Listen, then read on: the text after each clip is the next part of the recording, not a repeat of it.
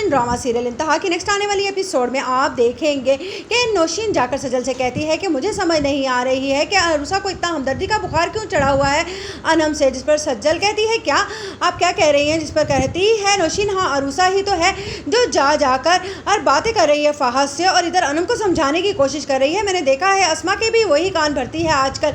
जिस पर सज्जल कहती है देख लिया आपने उसकी सादगी कितनी चालाक है, लगता है कि मुझे ही इसका इलाज करना पड़ेगा, लगता है कि ज़ैनब से भी बुरा हाल करना पड़ेगा इसका। जिस पर नौशीन कहती है सीधा सीधा शक हम पर चला जाएगा क्योंकि ना तो ज़ैनब कोई ऐसी हरकत करेगी, उसे नवीद ने समझा रखा है और ना ही नवीद, तो फिर हम ही पकड़े जाएंगे और इस बार अगर हम पकड़े गए तो ये ना हो कि हमें ज़ैनब के बच्चे का भी हिसाब देना पड़ जाए। जिस पर सजल कहती है ये तो आप ठीक कह रही हैं, चले फिर मैं इसका कोई और हल ढूंढती हूँ।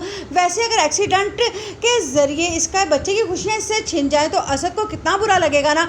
जिस पर कहती है नौशीन तू तो बहुत ज़्यादा चालाक हो गई है, देख ले काम ज़रा संभल कर करी। हाँ और हाँ तूने अहमद के पैसों की बात मैं तुझसे जब भी करने आती हूँ तो टाल मटोल कर देती है। जिस पर कहती है सजल मैं आपको पहले भी समझा चुकी हूँ कि मेरे पास कोई रकम नहीं है फ़िलहाल, जैसे ही रकम होगी मैं ज़रूर दे दूँगी, लेकिन अगर आप ये चाहती हैं कि मैं अपना अपार्टमेंट बेच दूँ या अपने दोनों प्लॉट्स तो ऐसा हरगिज़ नहीं होने वाला, मैं अपने पैरों पर खुद को कुल्हाड़ी नहीं मारूंगी। जिस पर नौशीन को समझ आती है कि सजल ने कितनी होशियारी से हमारे पैरों पर तो कुल्हाड़ी मारी लेकिन अपने पैरों पर तो पानी भी नहीं पड़ने दिया है। उधर अस्मा कहती है अरूसा से कि मुझे लगता है कि तुम इस तरह से फहद से बार बार बात नहीं करनी चाहिए, इस तरह उसे लगेगा कि हम उसकी मिन्नतें कर रहे हैं। मुझे लगता है ज़ैनब बिल्कुल ठीक कह रही है, हमें उनके आगे गिड़गिड़ाकर हाथ जोड़कर तो नहीं भीख मांगनी ना अनम की खुशियों की।